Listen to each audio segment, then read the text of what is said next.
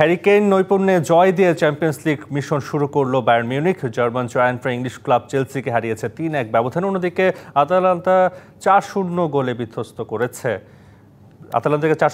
করেছে পিএসজি আর অ্যাথলেটিকো মাদ্রিদকে হারিয়ে কোচ আর্নে স্লটের জন্মদিনে জয় উপহার দিয়েছে লিভারপুল।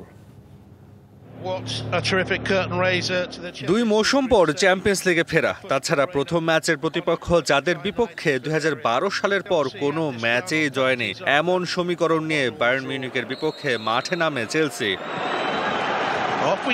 তবে এবারও স্বপ্ন ভঙ্গ ক্লাব বিশ্বকাপ জয়ীদের। আলিয়াঞ্জ অ্যারেনায় জার্মান জায়ান্টদের প্রথম ২০ মিনিটের মাথায় গোলের সূচনা, সেটাও ব্লুজদের নিজেদের ভুলে।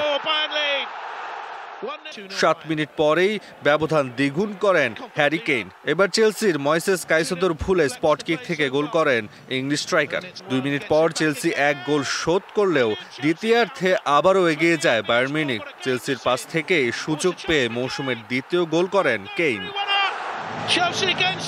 আর চ্যাম্পিয়ন্স লিগের বর্তমান চ্যাম্পিয়ন প্যারিস সেন্ট জার্মেই আসর শুরু করে চ্যাম্পিয়নদের মতোই। আতালান্তার জালে গুনে গুনে ৪ গোল দিয়েছে ফরাসি ক্লাবটি, যার শুরুটা ম্যাচের ৩ মিনিটে আর শেষ হয় দ্বিতীয়ার্ধের অতিরিক্ত সময়ে।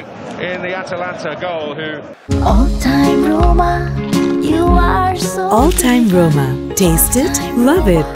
চ্যাম্পিয়ন্স লিগে এদিন সবচেয়ে জমজমাট ম্যাচ হয়েছে লিভারপুল ও অ্যাথলেটিকো মাদ্রিদের, কারণ নির্ধারিত ৯০ মিনিটের পরেও ব্যবধানের সমতা ২-২ গোলে। অ্যানফিল্ডে টান টান উত্তেজনার ম্যাচে অতিরিক্ত সময়ে ভার্জিল ফন ডাইকের গোলে স্বস্তি ফেরে লিভারপুল ডাগ আউটে।